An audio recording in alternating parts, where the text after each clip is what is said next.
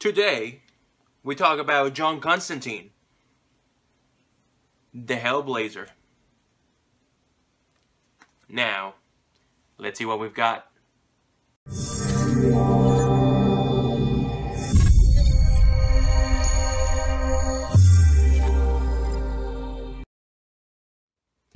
Hello everybody, and welcome to Comic Book Quickie, the only place we're doing it quick. It's a good thing. John Constantine, the Hellblazer, the guy who smokes more cigarettes than anybody you probably know, the only guy who can trick demons, trick angels, and still manage to stay alive. Now that is badass. Or stupid. Now when you think of John Constantine, you think the DC Universe, you may think about the NBC series for some of you who watch the show and weren't really familiar with the guy. But the thing about it is you might think that he's a good guy. And he kinda is, but he's more of like a anti-hero. Did you know that his first appearance was in the saga of Swamp Thing number 37? He only appears sort of as a advisor type character for the character Swamp Thing. So he didn't have its own comic book from the get-go. He had his first solo comic in 1988. So he first showed up in 1985. It took 3 years for him to get his solo comic, which ended up being a good idea though. But how can you summarize John Constantine with a few words? He's a smoker. He's sarcastic. He is funny. And a little cynical at times, but... Oh wait, also he's British. So who is he exactly? Well, he is an occult detective. It means that he basically takes care of everything magic related, demons, supernatural type thing, you know, demons, angels, even God. Like I said before, he is British, so he was born in Liverpool, and that's in the United Kingdom. Any soccer fans? He was created by Alan Moore, Steve Bissett, and John Totleben. I apologize if I'm saying that wrong, by the way. Did you know that his physical appearance is based on the singer Sting? That's right, not the wrestler, the singer and songwriter Sting. I see it. The thing about John is that even though he is an anti-hero and he may not always put other people's feelings and what would you call it, main well-being in front of everything, he is quite a humanist, and he just has this facade that tries to cover that he's actually a really nice guy, but nobody wants to, you know, show everybody how nice you are because you get taken advantage of, especially when you can call demons like that. He didn't have a good childhood. His dad always blamed him for the death of the mom, so as he grew up, he started getting involved with the occult. So he started, you know, playing with Ouija boards, reading stuff about magic, demons, all sorts of things that you shouldn't really be playing with, he was playing with. Now, John is actually a twin. His mom died while giving birth to him, and he actually strangled his brother while in the womb with the mom's umbilical cord. Talk about metal, right? Wow. When he grew up and he was old enough, he formed a band. The name of this band was Mucous Membrane. Okay, so that has to be one of the worst names I've heard. Mucous Membrane, like who would watch these guys? But besides the point, he created a band and he had a few people with him. And he started, you know, going around the United Kingdom singing.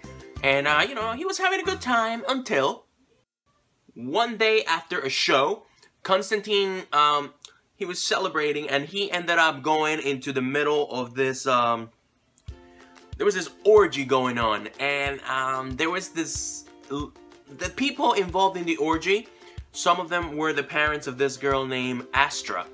And who she was an abused child by some of these adults, and she hated it. So what Astra did is she actually started reading some books of her own, and she conjured a demon.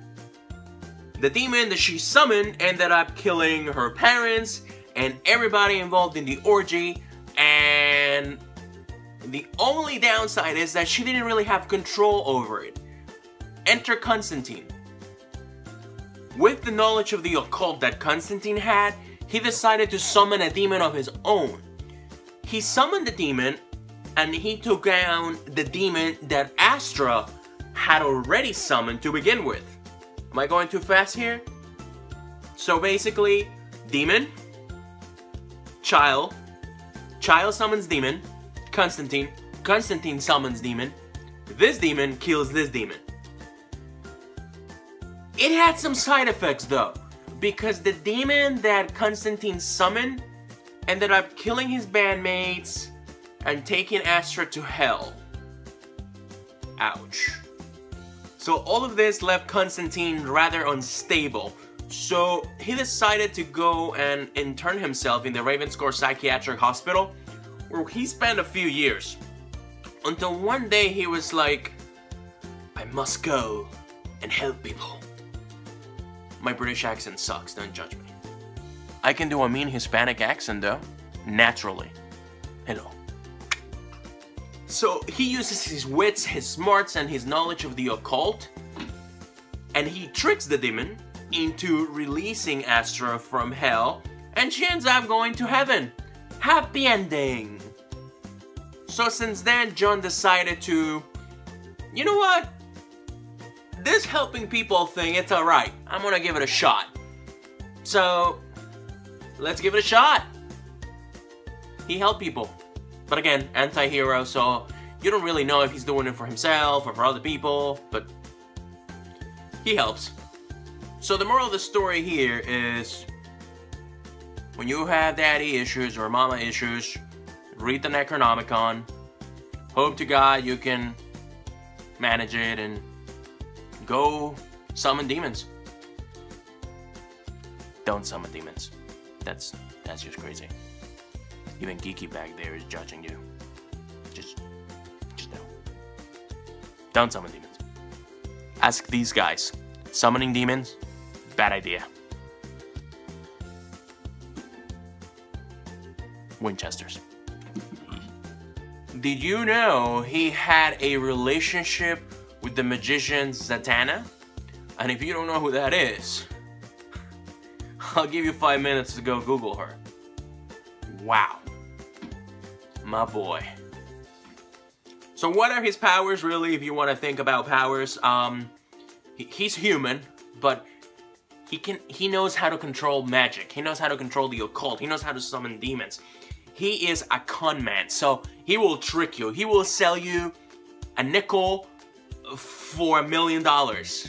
He will trick you, and by the time you realize that the guy has tricked you, you're gonna be like, son of a b.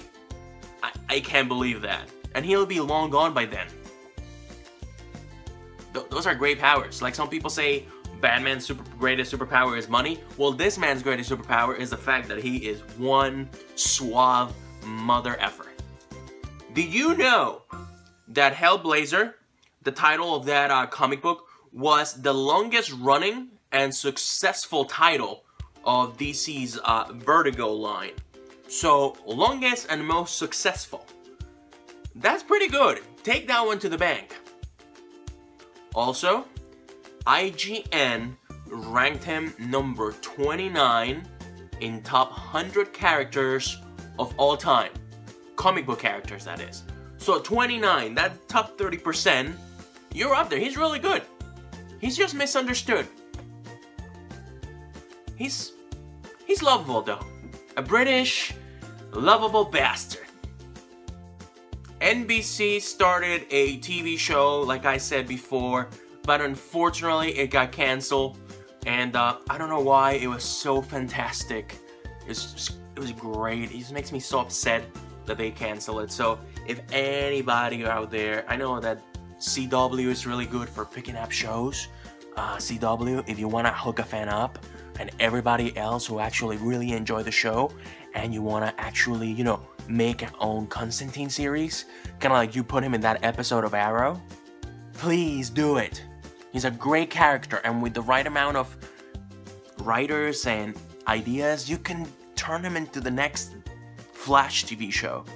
Just give it a shot. It was such a good show, and if you guys haven't watched it, I highly recommend it. You're gonna love it. When the universe rebooted in the New 52, Constantine had his own line of comic books. His own comic book series, excuse me. And it's Constantine. That one right there. So he came back and he actually became part of the Justice League Dark, which is actually going to be an animated movie coming out really soon from DC. If you want to follow his adventures now, after the whole rebirth scenario that DC is giving us, you can find him in Hellblazer. He went back to the original name of the title, and that's him right there. And that's Hellblazer from DC Comics Rebirth. It's actually pretty good. But all of this gets summarized with one simple sentence. John Constantine, the Hellblazer, it's one badass mother. I have to try to keep it a little PG-13, you know, but he's a badass mofo. Yeah, he's a badass motherfracker. Yeah. I mean, come on. He scores Zatanna. Wow. Oh yeah. Zatanna. If you haven't done so, pick up a trade paperback of the man. Pick up a Hellblazer, read about him. I think you guys will like him. Let's give him, let's try to make him rise to the occasion so that maybe the TV show can get picked up back again and we can pick up right where we left off. Because honestly, like I said before, it's a fantastic show. You would think they're paying me to say this, but that's just how I feel. Come on, man. Give me back my show. And that is it for today's episode of Comic Book Quickie. I hope you guys learned something. I hope you guys got a better idea about what John Constantine is about. More than a magician, a con man, a suave mofo. But on top of it all, one of DC comic books' best anti-heroes, in my opinion. People don't give him enough credit, which is, I think it's one of the reasons why the show got canceled. People just like, who the hell is Constantine? Google him. Watch my videos. I'll teach you. And the internet can teach you too. A simple Google search, you know? Or whatever. Thank you so much, guys, for watching. Please don't forget to like and subscribe. All the description for social media is in the description below. Follow me on Twitter right here. Just follow this name right here. It's at LuzAmber3790. Follow the Geek Fortress on the Facebook group, which is right here. And also, follow the Geek Fortress on Twitter, which is right here. And that's it for today, guys. Again, I really hope you guys liked it. I hope you learned something. This has been Lewis from the Geek Fortress. You guys are awesome. Please stay awesome, and don't forget to geek on. Stay safe.